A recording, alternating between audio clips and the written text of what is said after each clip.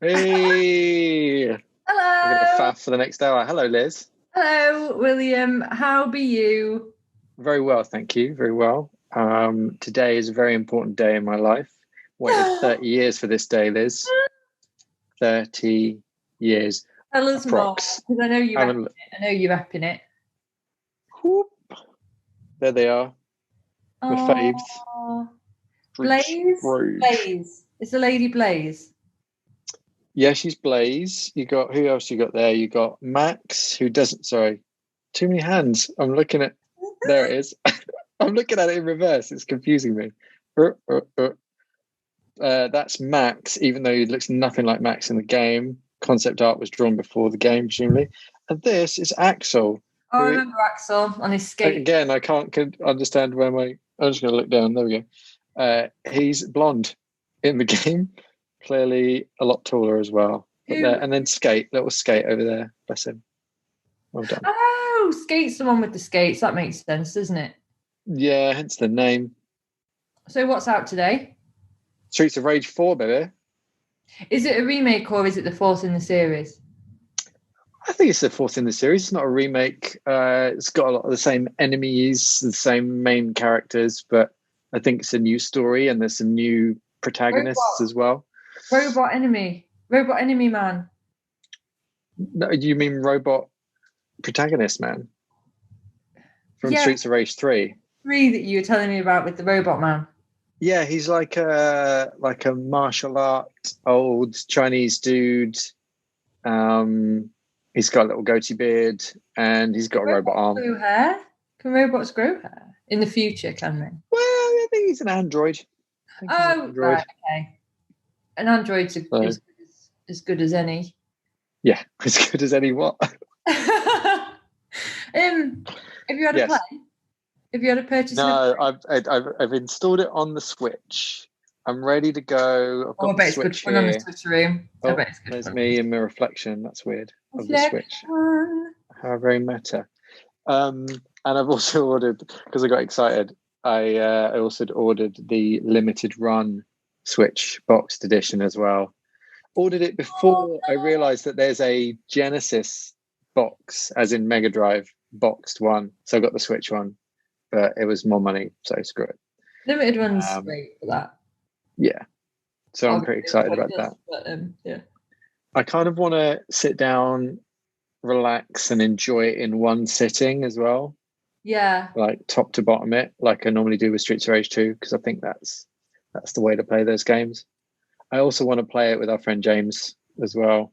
Oh, James B, because he and I share Oh, our love of Streets of Rage, and it doesn't seem right playing it without him. But such is lockdown. Speaking of lockdown, Liz, Lockdown edition, episode two.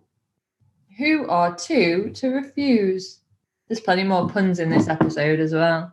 oh really? Good. Yeah. Can't wait. Have we actually introduced the show? That was my job, wasn't it? Yeah, but you just blazed through that This and is went straight to Blaze. episode two. Um, Thanks for joining. We're glad you're here. So I had a week's notice this time, so I made an effort. okay, I am expecting like what you said last time, which is a reflective essay on any given title. I do have a reflective essay. Yeah. I have a reflective essay ready. Should I just dive right in? Yeah. Tell me your first game and only game. Tell me the first game I know of the night. my heart sank then. I was like, oh man, he Oh, was. I had to bring three today. Yeah.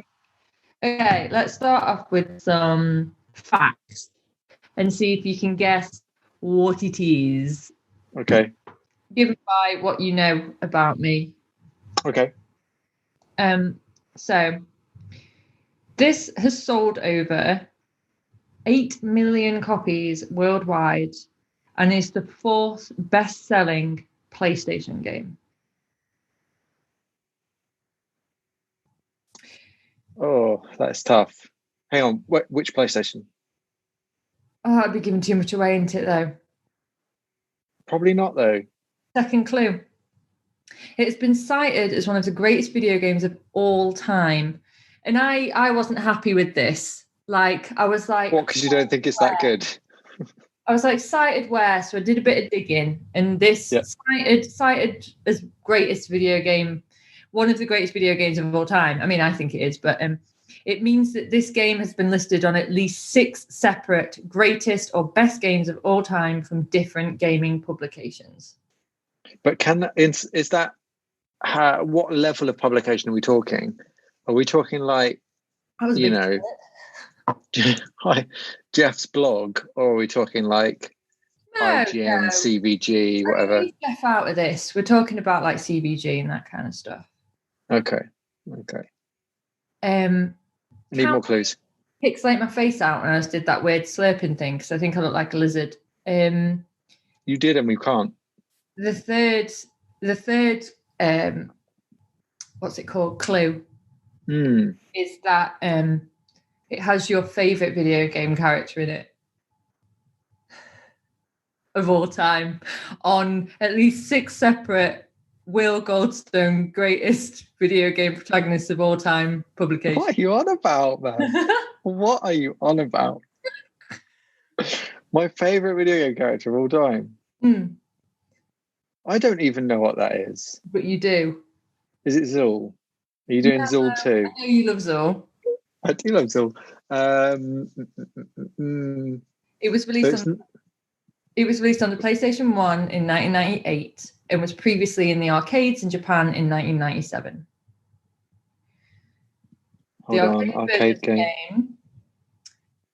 The arcade version of the game was released in 2005 for the PlayStation 2 as part of the 5th installment of the series and was later released on the PlayStation Classic in 2018.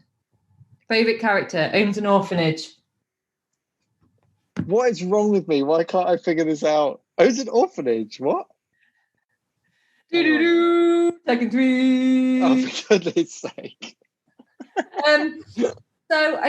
Is it King? Yeah, King is your friend. And so what I've done, William, especially for you, is I've downloaded the manual so that we can have a look at what King's blood type is, because I know how important that is to you. That is pretty critical info. Here he is, look.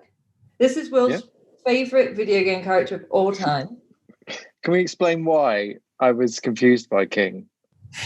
Because Will and I did it was Christmas, right? Pardon? No, I thought it was the Christmas episode of... Oh, yeah, it was because I did Tekken Tag, didn't I? I've already done Tekken. Oh, what yeah, you were bringing Tekken Tag as your Christmas game because it had bowling or something? Yeah, it had a bowling mode in it. Yeah. So Will was surprised to find out that King is a wrestler wearing a leopard mask, not a leopard man. I thought he was a leopard man. And I don't know if it was outrage or surprise. I didn't know which one it was. But I was disappointed because I just thought it was like a sci-fi fighting game in which there was some man with like a leopard head. Is it a leopard? He is. He's a leopard. Okay. I think I actually got a better picture of him just for you. I'm excited to know. Here he is. Look. Nice. Yeah, look. Good colours. I love a bit of purple yellow offset. I love a bit of a purple and a yellow combination. I do. And he's really happy with himself. I don't know if he looks out the eyes or the mouth. Never figured it out. That's what threw me, because it didn't look like, the normal sort of like like a mascot at a theme park or at like a football match or whatever, and they've got the thing and then the face is like up here and then like, and then the head's just like, hello. It looks terrible, but at least you understand what you're dealing with, like dimensions wise. Yeah, I'm not sure which bit he looks out. His eyes might be on stalks, but his blood type's A. Finally. Right. I'll go back to what Tekken is eventually, but just straight to one of the things. Go around the houses. Yeah, that's what I do best. One of the things that I love about Tekken is that it was the first fighting game I ever played. And I'm a fan of a manual. And I loved how in the manual it had their blood type, their hobbies, what they liked, what they disliked. And my favourite character loves arguing. No wonder they're delighted to have a fight. They love arguing. You're going to love a rock. Oh, but he also enjoys a bit of yachting, so swings and roundabouts. Can't have it all. Yachting? He likes yachting, yeah. Like little Yachty, presumably does. Yachty. So your friend King. Yeah. Give me the backstory. You're right. Yeah, it's just brilliant. I love beat 'em ups just for the bios. So King is he has blood type A. Yep. Most important bit. And his occupation, this is what he's got on LinkedIn. Bin man. Bin man. Is it bin man? He's a stab in the dark. He's a pro wrestler and manager of an orphanage.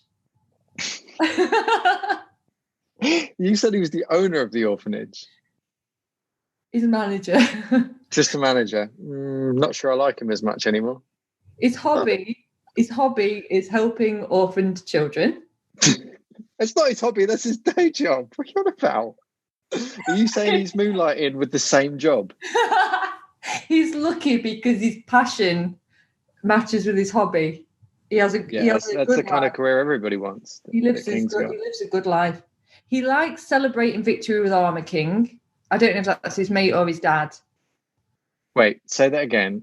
One word at a time. He likes celebrating with Armor King. Yes. Is armor, like suit of armor? I think it's a different version of him, and he just looks a bit like Shredder from Turtles, but with a lion's head. He dislikes the tears of children. Are you serious? That's what it says. Verbatim, the tears of children. Wait. Fucking hell, someone wrote this.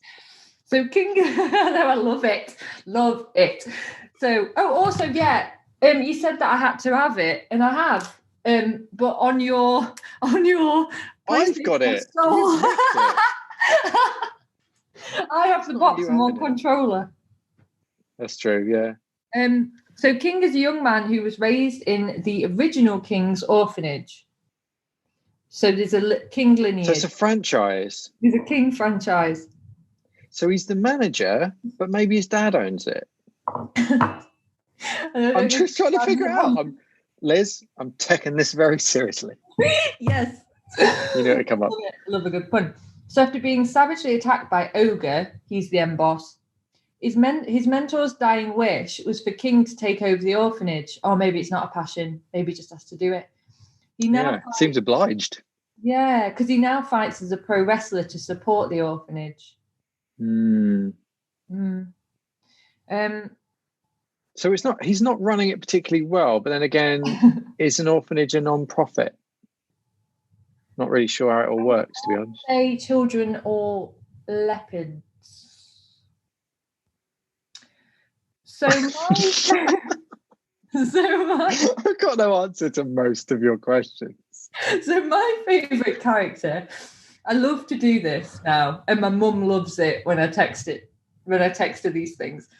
So if there is a video game character I like that is my favourite, I like to text her the details of this character and get her reaction. And she loves it. She's started getting quite fond of it. So I haven't done this for my favourite character, Harangue, yet. Okay. But let's have a little rundown of me taking your man Harangue back to my mum. Okay. So his blood type's O. Strong. Flexible. His occupation is street thug leader. Street thug leader. Who's paying him? I don't know. Street thug Leader. managers, owners. Street Thug manager. He's a lead, but he's not like a director. Street Thug directors pay the Street Thug leaders. Director. He likes yachting, but he's good Wait, at. I thought King liked yachting. No, he likes helping orphan children. No, that's true enough. Yeah. He likes yachting, in brackets, good at all sports. Not one to brag. No big deal, but anything you want. That'd be one tick from my mum, I think. I don't know how she'd feel about him being a street thug. He likes everywhere I've laughed at. He likes fighting and arguing, always wrong. And he dislikes someone called Yin Kazama. Do we know who that is? Yeah, we do. Once okay, I good. start explaining stuff, it'll make more sense. So in the bios, you've got the tears of children for one of them, and then the other one's just like, oh, and I hate this other guy, just to shout him out. Eddie loves power, dislikes weakness. Well, I mean, that makes sense. I mean, I could have inferred that from the first one. Dislikes crime and criminals. I presume that's a good guy, some kind. Yoshimitsu likes video game arcades in Shinjuku. And he's okay, right. Hold on. That's where I rewind a bit. Silent Hill. Show me the picture of that last guy again. Yoshimitsu's in all of them. He's going to be the most iconic to you, I imagine. He looks different in each Tekken, but he's in. I mean, I've only played from Tekken 3 up, and he's in all of them from Tekken 3. Can we just agree, though? Looking at Yoshimitsu there, this seems like it's legitimately quite a sci-fi game. There's sci-fi elements to it, but King is a man with a leopard's mask. Yeah, I'm not buying it. Have you ever seen his head? I've seen him put his head on. Yeah, in shadow. Yeah. Because you showed me that clip, and I'm not sure. Putting a leopard mask on. Because that's the ultimate fake out. I don't want anyone to know I'm a leopard. I'm going to keep off in the corner, just putting another leopard's head on my existing leopard head. I'll never figure that out. So let's rewind a little bit. So Tekken 3.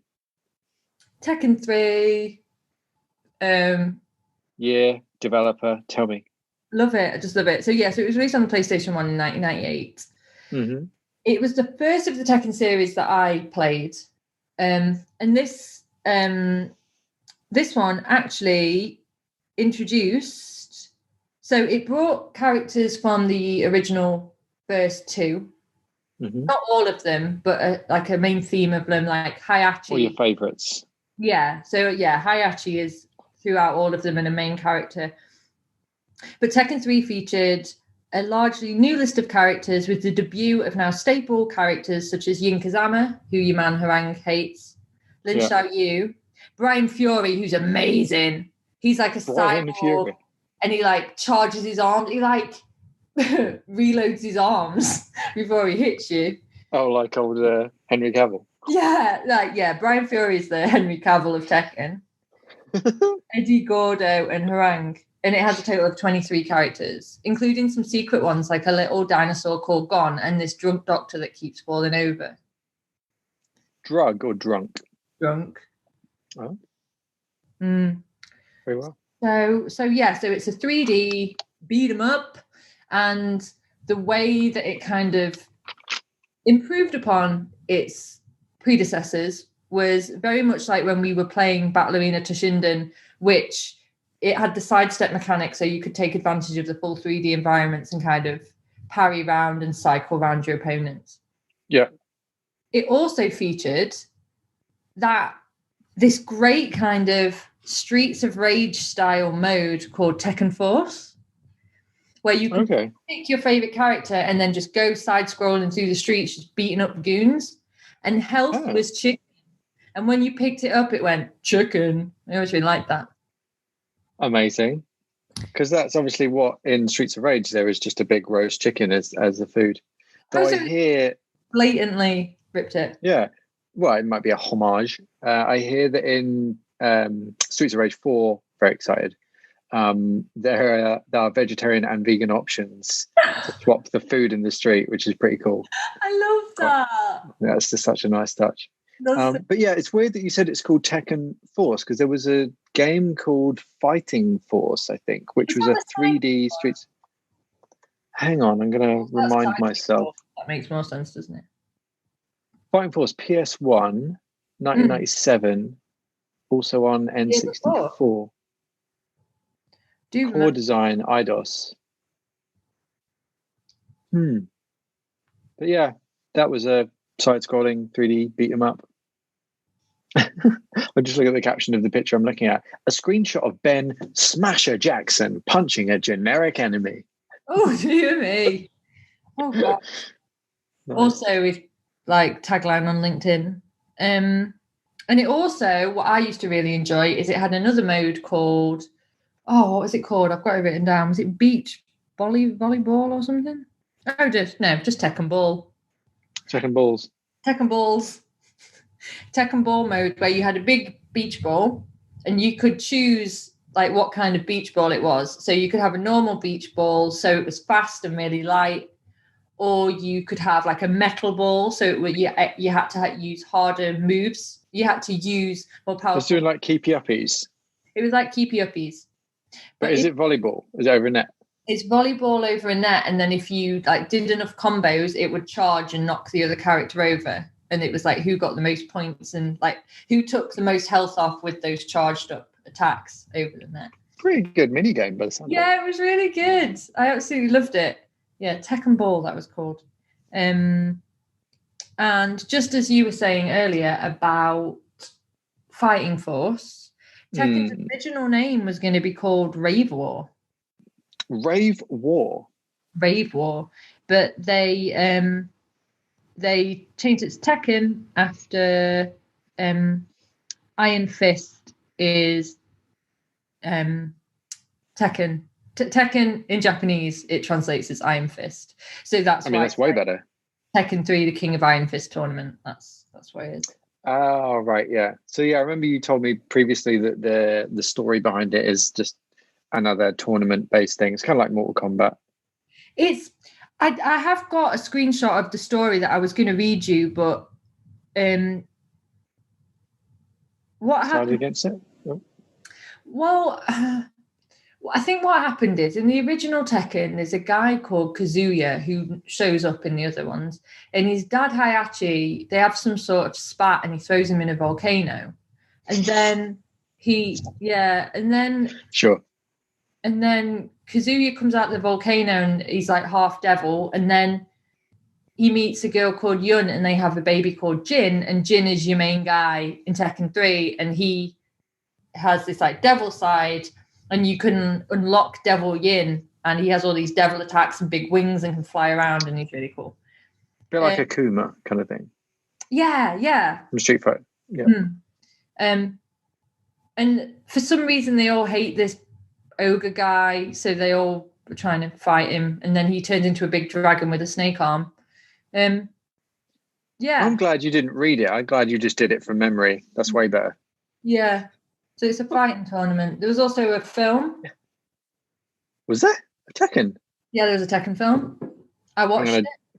Liz, I'm taking a look on Wikipedia for that. Taking a look, or are you taking Tekken film? Tekken 2009. Oh, hang on. This is when you said there's a film. This is like a CG animated film. It's not like it's a live action one. Oh, really? Yeah. It's just a very misleading box art. Not to be confused with the Dead or Alive one with your man Eric Roberts and your lady Holly Valance. Yeah, Holly Valance playing Christy of Taken fame. There you go. Back full circle. Is she in Taken? Yeah, she's there at the end. Do you remember? Have you seen Taken? Yeah. So you remember there's this thing where his daughter, who's been taken, the eponymous taken person, she wants to be a singer. And so like he goes to a birthday party and he's like, oh, I got you a karaoke machine. She's like, oh, thanks, Daddy. And then she's just like, oh, fuck that. And she's getting like an elephant ride from her super rich mum's new husband and all that shit. But then at the end, because what's this chops? John Tekken, whatever his name is, Liam Neeson, has all these connections from having run security for Holly Valance. He's just like, bish bash bosh, hooked you up with Valance for some singing lessons. And she's there and she's like, oh, hi. Yeah. I do vaguely remember. Wouldn't it be amazing in an alternate universe if Tekken was more of like a Max Payne setup and the main guy was called John Tekken? Yes. Confirmed. Oh, another Thanks for asking. That I just remembered. So I said, that one of the things that was different about this one, it's very realistic that a man in a leopard mask with no eye holes can fight, and that there's cyborgs involved and someone out of cryogenic sleep. But they wanted to make this Tekken more realistic, so they reduced the jumping, so you can only jump to like a realistic height. Oh, so you just do a little hop. You can still like jump over each other, but so it's realistic then. I can jump over you. People can jump over each other. I could jump over you. And then also there was going to be the original idea was to have a character that was a praying mantis, and a character that was just a salmon that would flop around on the but they decided to take them out. A salmon. So the praying mantis was going to be called Insect, and the salmon was going to be called Sake. So one of those two is a very good video game fighting character. The other one is a salmon. I love salmon. Hang on. I'm pretty sure, if I remember rightly, that in FX Fighter, one of the early 3D fighting games, there is a praying mantis. It was in Bloody Roar as well. I think everyone agrees that given that they're already in a fighting, it's called Venom, but spelt Venom, because copyright or something. But yeah, I mean, Tekken has velociraptors with boxing gloves. It has fighting pandas. I think it kind of has no art direction. I love Tekken. I think it's brilliant. So that was a decision made by Katsuhiro Harada, who is the designer and is now the general manager at Bandai Namco. And he's also part of Project Soul, so the team that do Soul Calibur. So he's very fan. So they went on to do more fighting games. Yes, they did, and dead good ones. So the composers for the arcade version and the console version were different. But one was Nobuyoshi Sano, who also did the music for Ridge Racer. And the other was Yu Miyake, who went on to do the Katamari series and Persona 3 and 4. Man, I love Katamari. Yeah. And especially the music. That's your guy from Tekken. Sweet. Then there's the director, Masamichi Abe. I hope I'm saying his name right. I hope I'm saying all their lovely names right. But if I go to you don't have to say that every time you mention a Japanese name on the podcast.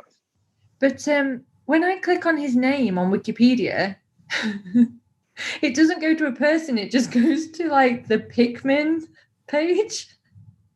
So I assume he did something for Pikmin, or all the Pikmin directed Tekken 3. All the Pikmin directed Tekken 3. There you go. That's why. So yeah, I absolutely love Tekken. It was the first beat 'em up I played. I loved the music. Whoa, hold on a sec, Liz. No, it wasn't.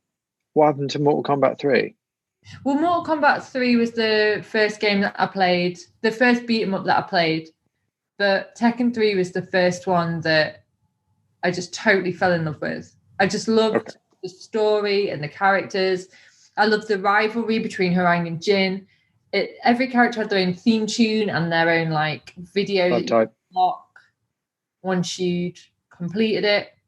And then some of the characters would so there's a character called Nina, for example, who came out of cryogenic sleep and has no memory. And when you complete the game, it then unlocks her sister, and then it's like this sister rivalry. I really thought you were going to say unlocks her memory. No, No. just the sister. Does her sister remember anything? Well, her sister remembers her and is really horrible to her, so she thinks, oh, we must have a feud. Might as well have a feud then. Might as well have a feud. And I liked the supernatural elements to it, and it was a bit sci-fi, and yeah, it's just amazing, and I love playing it now. And like, no one can beat me with harangue, like literally. I tell this story all the time, but I think it was like when Tekken 5 came out, maybe. And I was playing it at EGX. I think it was Eurogamer at the time, actually. And it was like winner stays on, and just no one could beat me at harangue. And a guy threw a controller at my feet, stood up and stand off. Amazing. Power couple. Me and Who Rang. Who Rang. So yeah, developer Namco, the good old Namco crew, Namco Bandai now, of course. Mm-hmm. Yeah. Great. Are you done with Tekken? Am I Tekken up all the time? You've taken a lot of time. Like Nina as well. Okay, I'm done with Tekken. I thoroughly enjoyed myself. Okay, Liz. Well, I'm going to take you back all the way to 1994 right now. It's going to be a roller coaster of emotions. Tycoon. It's not. It's not that. It's a good guess. Does the word bullfrog mean anything to you? Yes. The studio. Yeah. Not the frog. I used to be one. So Liz, I'm bringing you. Wait, no. 1994's. Oh, do it. Oh, yeah. Theme park. Oh, my God. I put so many hours into this game. Oh, yay. So you know it. Oh, that's good. Yeah, I totally do. Excellent. Tell me more. Well, that's Liz. A beautifully preserved box. It is, beautifully preserved. I'm going to unbox it as is traditional. PC big box, spared no expense. So this is the PC CD-ROM version. That's some bubble wrap. Don't need that. And this is your new business portfolio. So for those of you unfamiliar with theme park, I'm just going to give you a little breakdown of what it is. Basically, it's similar to something you might have played more recently, like a roller coaster tycoon or any of those kind of things. But it's more... theme park was by Bullfrog, and they'd done Populous and a bunch of other things. And it was around the same time as there was stuff like SimCity 2000 and these kind of sort of God game kind of things. And Bullfrog, led by the infamous Peter Molyneux, wanted to make a fun sim. Sorry, Liz, what did you say? I was going to say I thought it was Peter Molyneux. Tis Molyneux himself. Tripped over my own tongue and just made a name up. So yeah, historically he wanted to make a fun sim that people wanted to play, and he wanted also to give it a bit of a business bent to it. So in the game, you're building a theme park, but you're also managing the finances, your loan, all of the staff, but you're doing it in a kind of sort of light touch way. It's not like super deep. It's down to the depth of kind of like you hire someone, and after a while you've got a number of staff, and then they're like negotiating and stuff for better pay. You have to change your ticket prices and blah blah blah.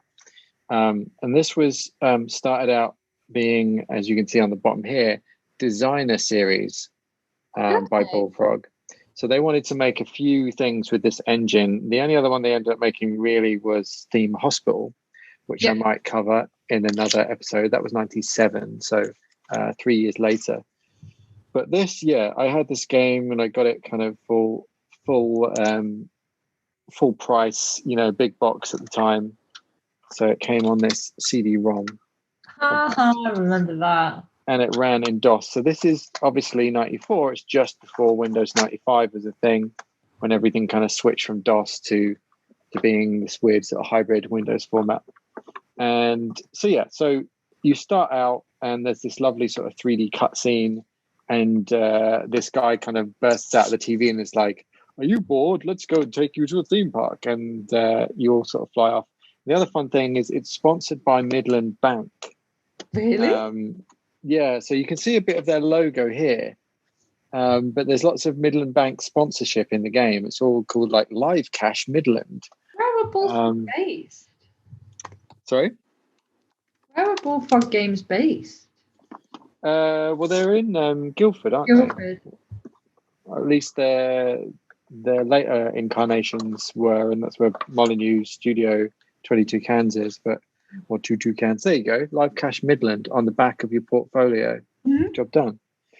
They were based in that's EA, based in Slough. I don't know where Bullfrog were.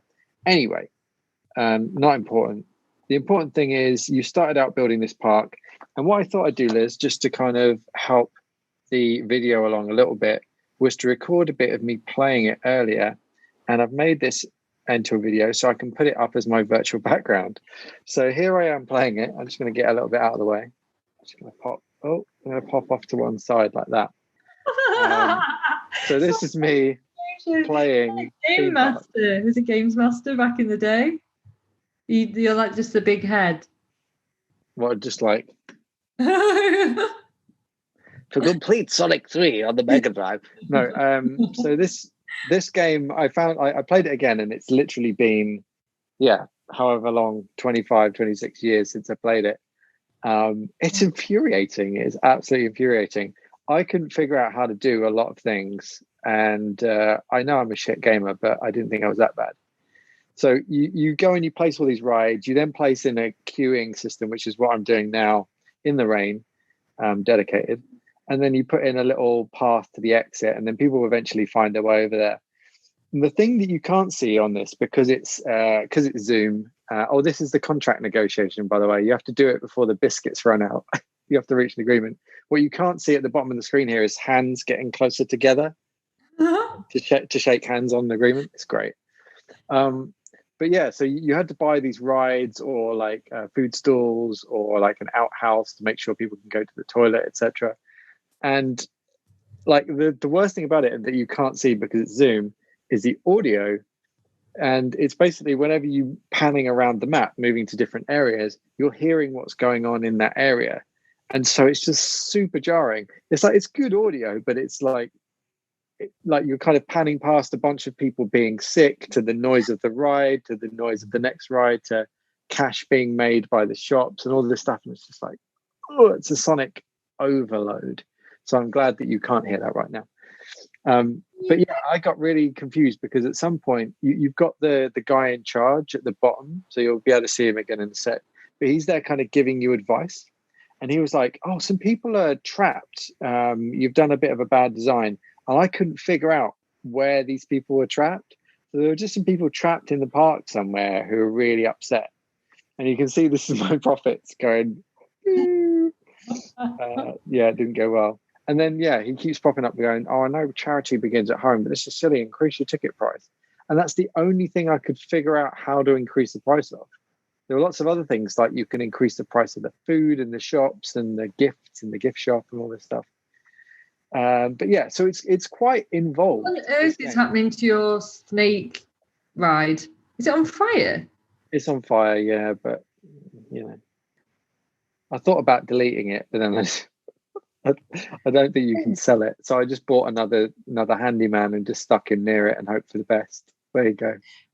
So can you tweak the speed of the rides and stuff? Like you said earlier, going past people who were being sick.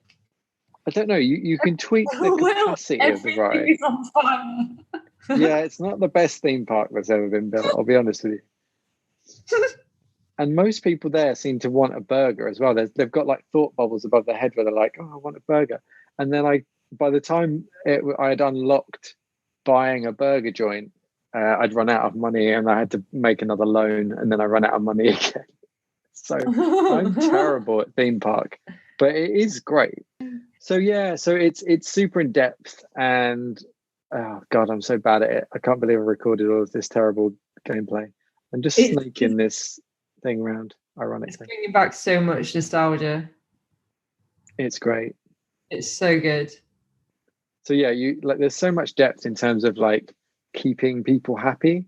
And like it's actually quite a smart little thing they did in order to make it more appealing. So they basically, I don't know if you remember this, but there's 3 difficulty levels, and then there's 3 sort of like types of difficulty. So there's you at the start you can pick your park visitors' moods.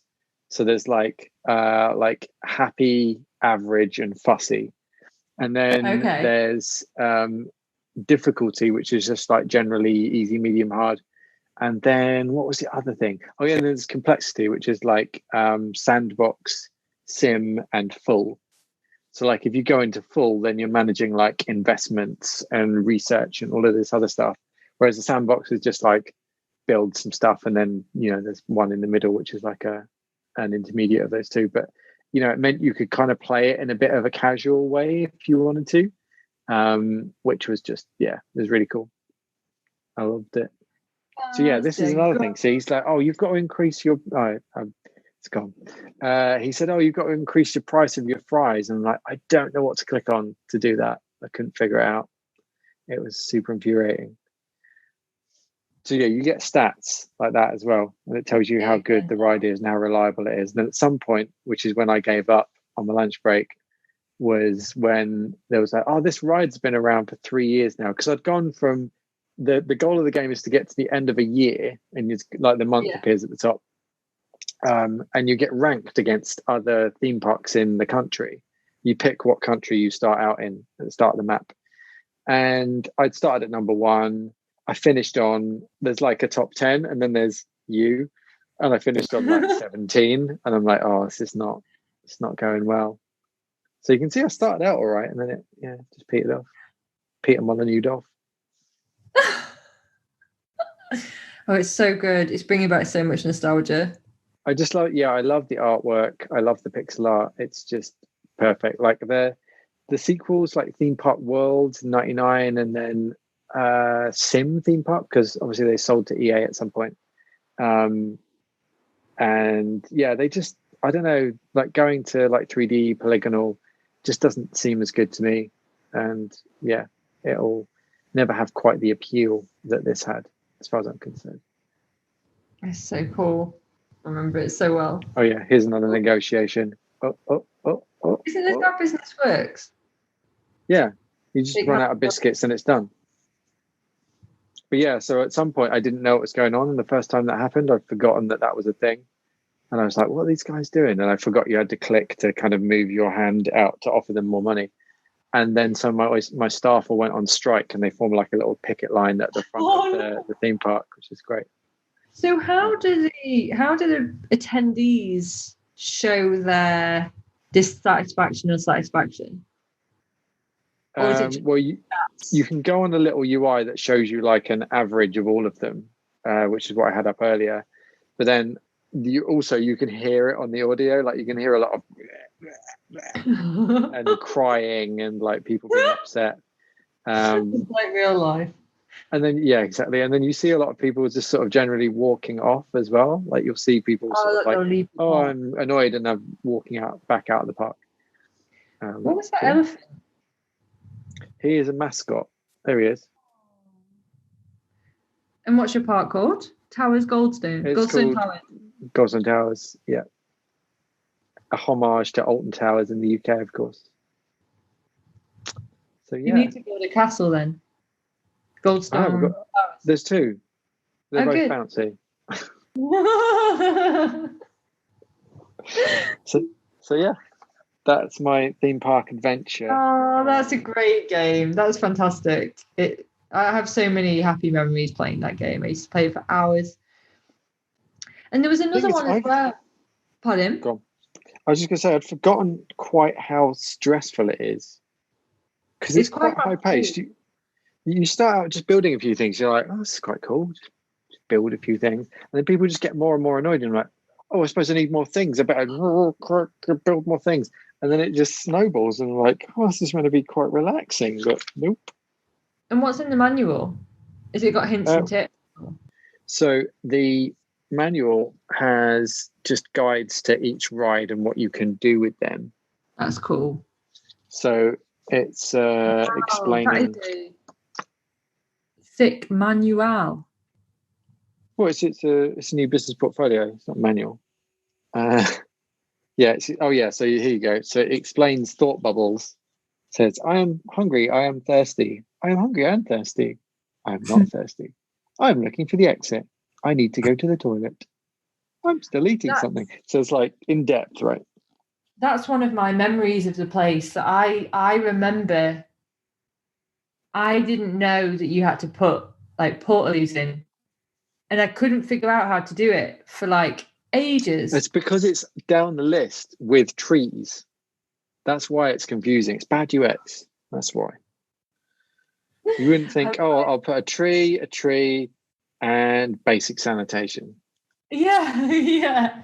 It's one of my memories of it that I was just like, why has everybody got that bubble? Oh, where are the toilets? Like, you just assume they're in the restaurants that you build, right?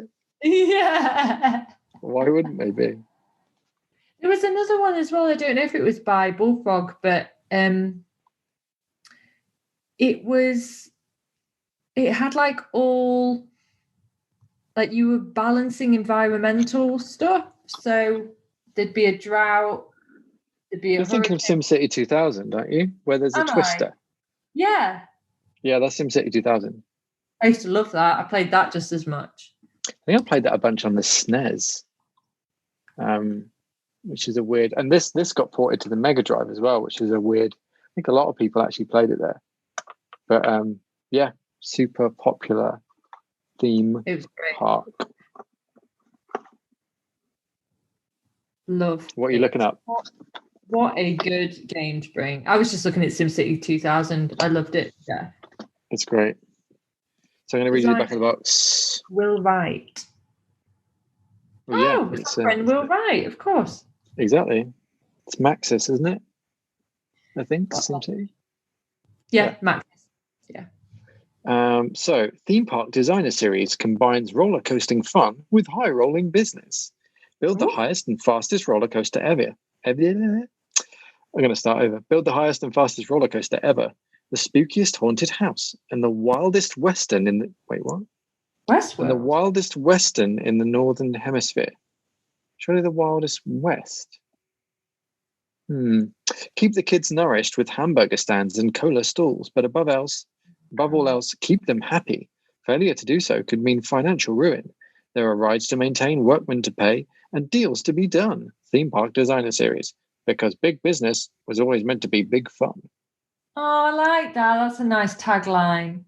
Do you know, though, burgers and cola, I don't think there's much more to happiness. I don't know that there is. No, you're right. That was a great game. That has brought back really good memories for me. That was really well, it's good. It's on GOG for £4, so I highly recommend that you go and buy it for the Macintosh. I've realised that this is the PC version, I think. Yeah, it's not like I could put a CD into my Macintosh anyway. IBM PC CD, there you go. Love it. Theme Park. So it's available to purchase on GOG.com. I'm not sponsored by them. It's not why I've mentioned them 3 times. Theme Hospital's on there as well. It is. I have ordered a big box copy of it and expect it to be in a future edition of the show, Liz. Theme Park $4.89. Oh my gosh, that looks amazing. So yeah, it's fun. Like, it's just the humor of it, I think, is what kind of sold it for me. It's just like, it's a bit silly and it's a certain sort of sense of humor, and it's the same thing that you see in Theme Hospital as well. Like some of the ailments and weird silly stuff going on in that it was great. They've also got SimCity 2000 on here. You should play it. Oh. I don't know. I didn't really get into SimCity or Civilization or any of those really. I played Civ 6 recently. Oh yeah.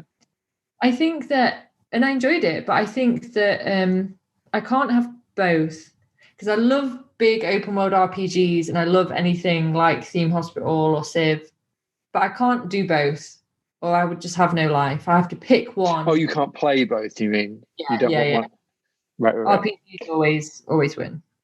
I thought you meant you couldn't have both in the same game, and I'm like, well, typically you don't, so that's fine. I don't know what I was thinking. Yeah, and I've got some more games coming which are up on the shelf, which I've ordered. No, I'm not going to tell you, but I'm quite excited to cover I them have next no week. games coming, so I'm going to work my way through your PlayStation Classics. So if you want to guess what Liz is going to cover next week, just look at the 18 titles or whatever it is on the back of the PlayStation Mini Classic. I think I just had that. I think I know what I'm going to do. So next week, Gex 3D. Next week. Do you remember Gex? Yeah. Gex, the lizard with the sunglasses on. Yeah, Enter the Gecko. Yeah, I do. So, like, was it for the Mega Drive? No, I thought it was a PlayStation exclusive, wasn't it? Oh. Let's have a little cheeky look. Gex, Gecko. Yeah, it was PlayStation. Gex, Enter the Gecko. N64 as well. PlayStation N64. It looks like he's meant to be a spy as well, but that doesn't correlate with my memory of the game. No, I think that's just a very confusing cover. The designer is Bruce, which is a very strong name. I trust that name. Oh, the designer, Bruce, then went on to work on The Last of Us and Uncharted 4. Wait, which Bruce is it? Bruce Straley. Oh, don't know. So definitely, yeah, Bruce is a very trustworthy name. Well done, Bruce. Well done. I love Uncharted 4. Just as a bit of a side. It's great. Good to know. Also evil twin, but not twin, but, you know. I don't. Brother? Yeah, he's got a brother. Yeah. Well, Liz, it's been illuminating. Thank you for taking this more seriously this week. I hope you've enjoyed this roller coaster ride of an episode. And so which one's best, Tekken 3 or Theme Park? I have a feeling I'm not going to win this week. Liz, we should cover the result of the popular vote from last week, because presumably the vote is done by now, right? I don't know if it's tomorrow. It might be, but I think we can guess which is the actual winner. It's rude.